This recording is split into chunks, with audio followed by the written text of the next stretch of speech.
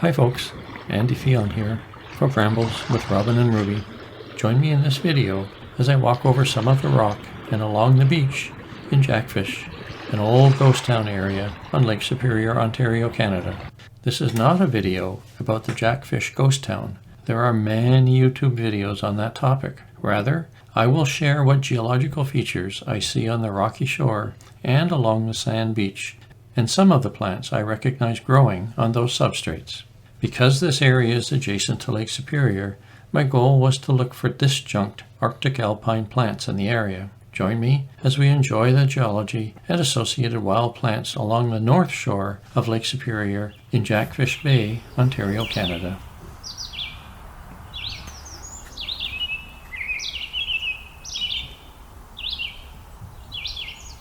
Jackfish Bay area is located on the north shore of Lake Superior in Ontario, Canada. The Jackfish ghost town is located about 25 kilometers or 15 miles east of Terrace Bay and about 33 kilometers or 20 miles west of Naze Provincial Park along the north shore of Lake Superior. We staged our visit to Jackfish Bay from Naze Provincial Park, where we camped for 2 nights. Typical of most mornings, it was a little foggy adjacent to Lake Superior.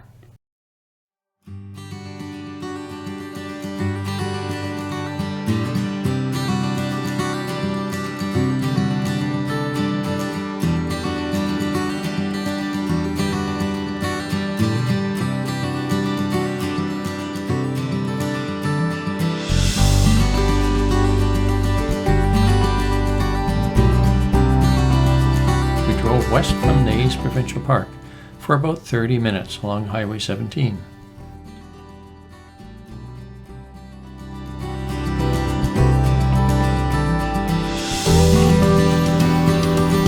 The gravel road runs about 2.5 kilometers or 1.4 miles southwest of Highway 17 to a parking area beside the Canadian Pacific Rail tracks in the area of the old Jackfish community. At the west end of the parking area, there is an old road that runs through the forest to the north end of the Jackfish community and Lake Superior. Pause your video if you want to digest the location information. Rather than walk along the active railroad track, we chose to walk along the older and safer road to the north end of the old Jackfish community. Well, it's Wednesday, June 11. And we are at Jackfish Bay. We're going to try to walk along this old trail to get into the ghost town of Jackfish. And again, the interest is to see what the geology looks like on one of the small headlands and what, if any, plants are growing on that headland.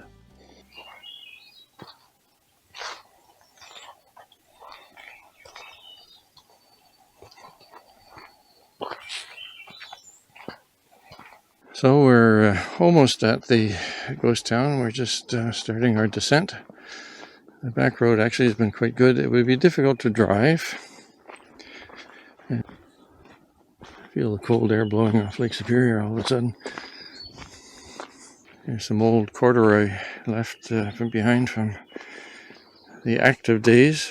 This would have been the original road into Jackfish.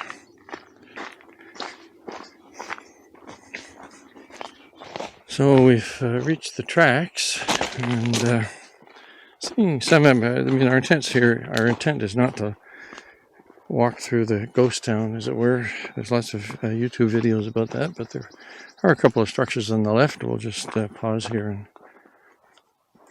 have a quick look. Interesting, of course, never to forget that these were people's houses and homes.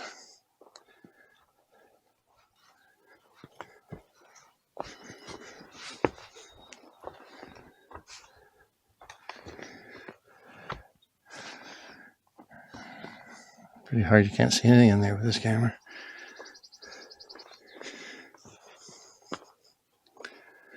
Lots of moss on that roof.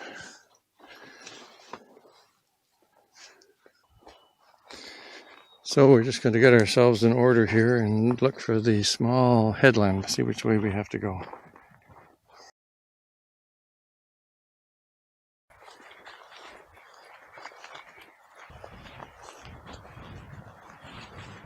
Boy, that wind is cold coming off the lake. So, sandy beach. On the satellite there was a structure that I could see, and I think I see it on the headland. We'll just have a look around the headland up here. And we're going to respectfully have a look at the headlands here. This caught our eye. If you want a bath and you're out in the hinterland, you get a bathtub and you build a fire underneath it, and it heats up your metal bathtub and you have a bath. So we're on a headland here at old Jackfish village, and there are lots of encrusted saxifrage. And there's an example there, somewhere in bloom. Just about every nook and cranny has encrusted saxifrage in it. Little ones in here. Interesting that, wow, just everywhere. Absolutely everywhere. Interesting, this is a fairly polished rock, although it's got lichen on it, so it doesn't get too polished to remove the lichen.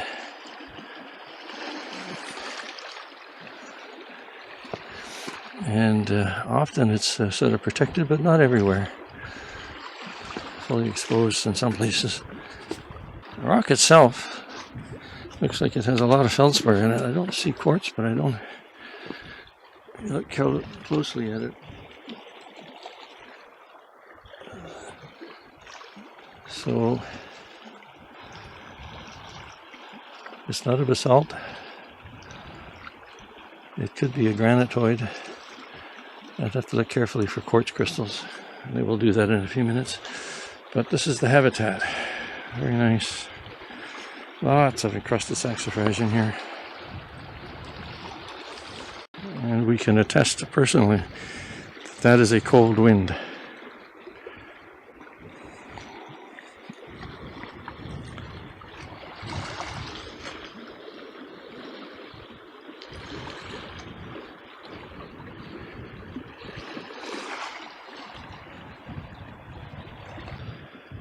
So an area here with lots of sunburst lichen and again encrusted saxifrage everywhere. Every little nook and cranny there's encrusted saxifrage. And the rock here again looks like that feldspar rich. Could be granite. And we're less than 5 meters away from the shore. And this is what I've been calling bog bilberry. I don't know if it is, so if I'm wrong, I'm consistently wrong. If so, it's another Arctic shrub. Woody. I don't know whether those are flower buds or a mix of flower buds and old fruit.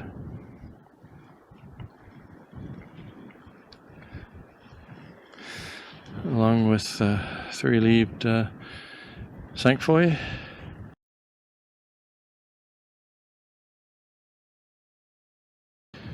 And some serviceberry.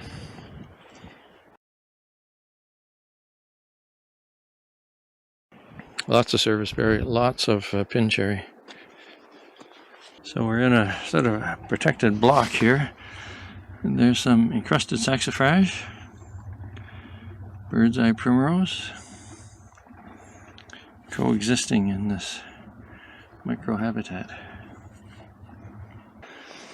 And behind a large block of rock,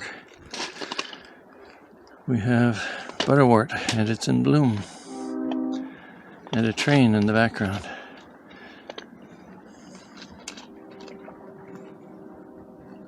With tiny encrusted saxifrage as well. We're just trying to take a shortcut back to the house, and we walked away from the lake shore because the rocks are pretty treacherous, and now we find ourselves in an old burn, and the trees are pretty treacherous. To put it mildly and politely, it's a bit of a bother, but probably easier than going back on the rocks.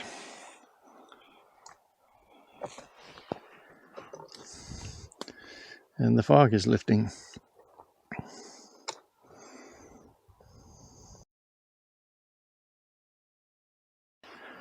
So we're on the beach heading to the next headland. There's some beach pea, lots of it up here. None of it in bloom, pretty early yet for beach pea.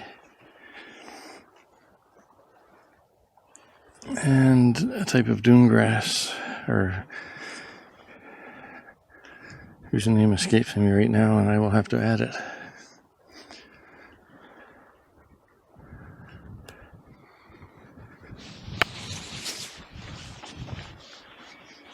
But we're walking just on the edge, transition between the vegetation and the sand.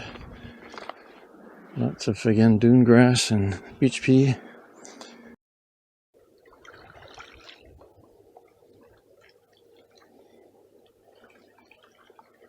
We're on this other headland, and there's lots of encrusted saxifrage here.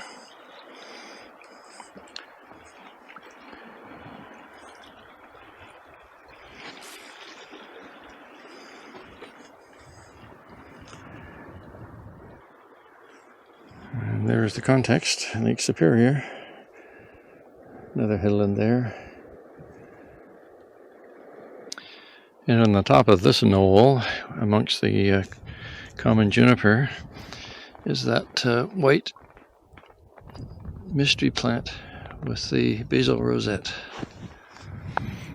So there's the white plant, the flowering, and there's the basil rosette. I think these are other rosettes as well associated with that plant.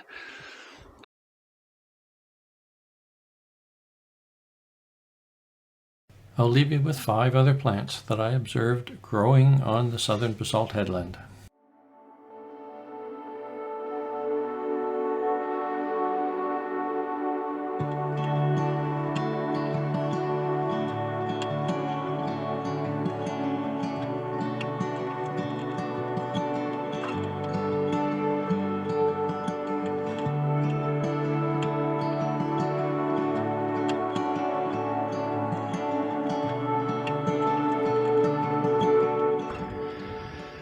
So that's a wrap for the headlands and both the geology, a little bit of geology, and some of the plants that are growing on the headlands here in Jackfish area.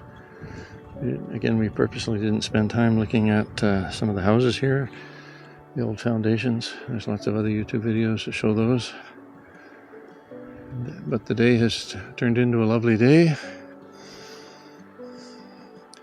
And it's a nice variety of headland and sand beach and little tiny bits of cobble beach. So that's a wrap.